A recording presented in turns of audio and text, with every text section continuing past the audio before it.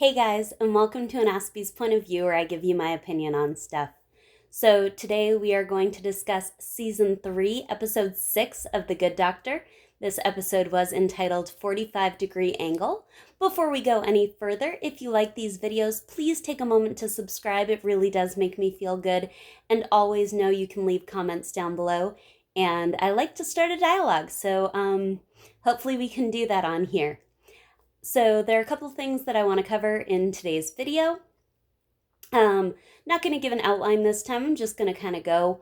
But starting at the very beginning of the episode, we see Sean rehearsing the entire surgery with his full team, and he's doing it to improve communication, to keep him from unforeseen issues. Now, this is something that's really great for people with autism or any type of communication disorder, not necessarily obviously rehearsing a full surgery, but rehearsing, again, going back to scripts, knowing what to say, when to say it, how to say it, and how to properly communicate so that there are not misunderstandings, as we have later in the episode. Spoiler alert, please don't watch this video if you haven't watched the rest of the episode, because I don't want to be giving anything away. So I really did like seeing that. I thought that that was very realistic. Not necessarily, again, in the sense of having an entire nursing staff and team of doctors practicing a surgery, but just the idea of practicing your communication in general for something that is very important, like surgery. Another thing that I really liked was one of Dr. Lim's lines, actually, is our residents are not homogeneous. And I think that that's both people in general and people on the spectrum. So what people don't realize about autism, a lot of people, is that it is a spectrum.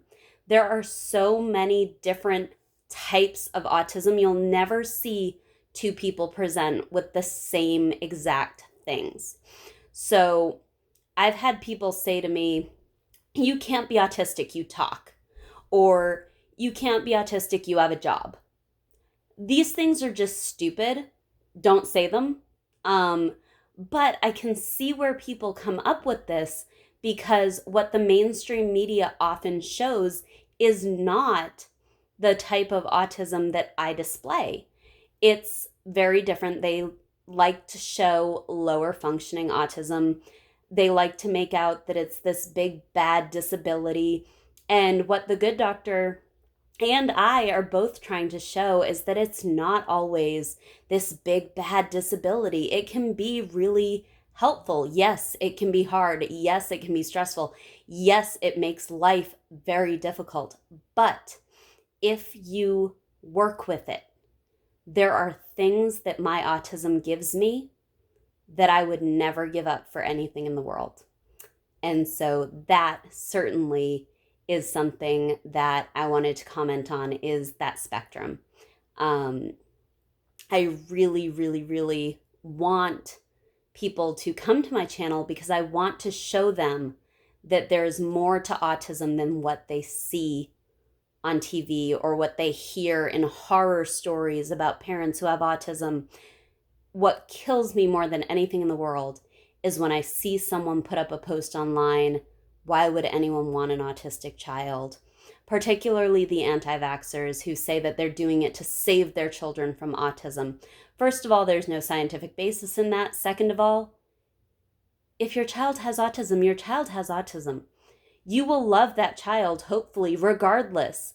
Just like you would love that child if they were deaf, if they were blind, if they had any other thing that would be considered a disability. Hopefully, you would love your child. So to say you can't imagine or you wouldn't want to have an autistic child, certainly that may not be your prayer, but having a child in itself is amazing.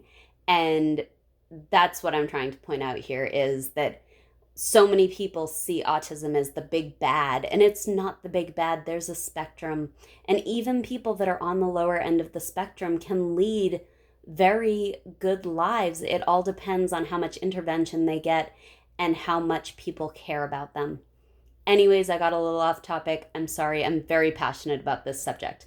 Um, Going on a little bit further, Sean attempts to have two conversations simultaneously while he is rehearsing his surgery. He's trying to have a personal conversation and a surgical conversation at the same time.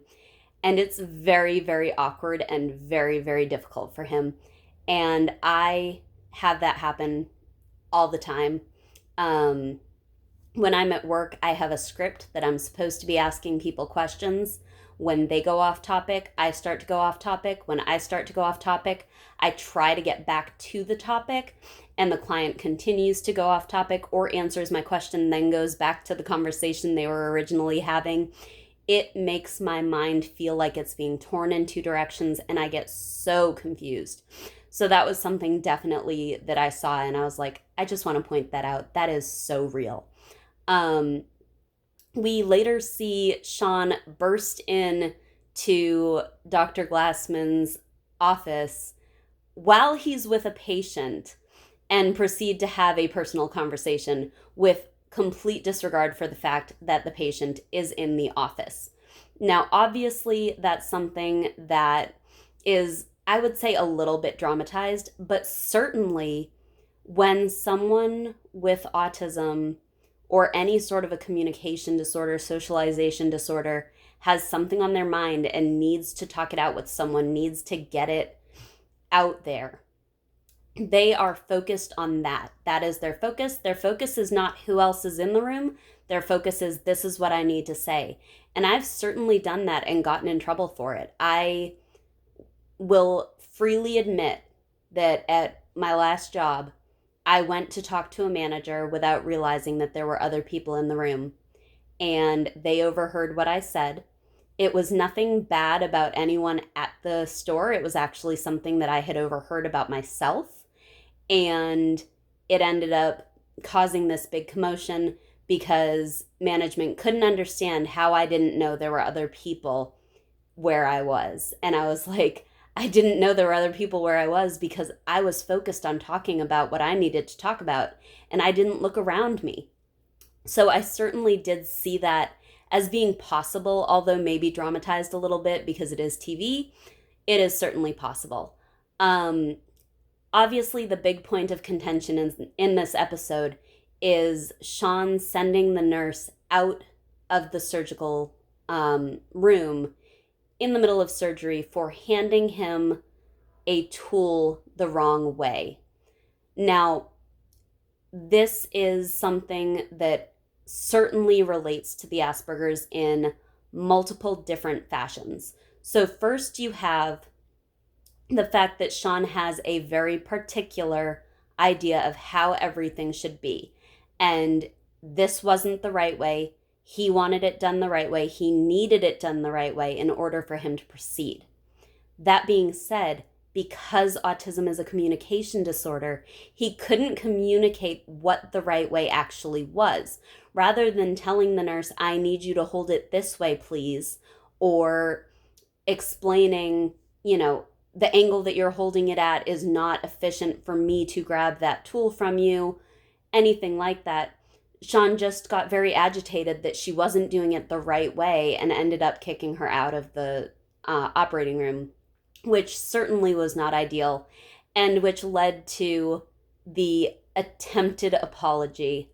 And the attempted apology that was out there was, it was very hard to watch because Sean was trying to explain why he was right so that he could convince the nurse that there was no need for him to apologize. And when you're told by a superior, an elder, a supervisor, whomever, that you are required to apologize for something you did wrong, whether you believe you were wrong or not, you have to do what you were asked to do. And there were plenty of times in my life growing up where I argued and said, why should I apologize? I'm not the one who did anything wrong. Even now, as an adult, I've said to my mom, why should I be the one to apologize? I didn't do it. Somebody else did something wrong. I reacted. And her response was always, even if you don't understand it, there was something that happened that you did wrong, and you need to be able to be strong enough to admit that you were wrong, even if you don't see it. And maybe you'll go home later tonight, you'll think about it, and you'll see that you were wrong. But at least that other person knows that you care, knows that you're thinking about the events that happened, knows that even though you may not understand exactly why you're apologizing right then and there, you will eventually know why you're apologizing. And the other thing that she always said was just be the bigger person and apologize. So I follow my mom's advice. My mom and I are very close, but I definitely found what Sean was doing to be something that I do all the time. I'm always fighting apologies. I just don't do it in front of the person that I'm supposed to be apologizing to. Um, the other kind of side story is that Sean doesn't speak directly to Carly about problems that he's having with Carly. He speaks to Dr. Brown, or he speaks to Dr. Glassman. He speaks to other people about the problems he's having in his new relationship, and he's not speaking to Carly. And one of the things that I really found was this is also something that I do. And I am admitting this knowing that my boyfriend is going to watch this video probably within the next hour. And I don't know if he knows about this, but there are times when I don't know what to say to make a situation better. I don't know what to do in order to fix something or in order to make something be right. I know that I did something. I know that I was wrong. I know that I have to make it right, but I don't know how.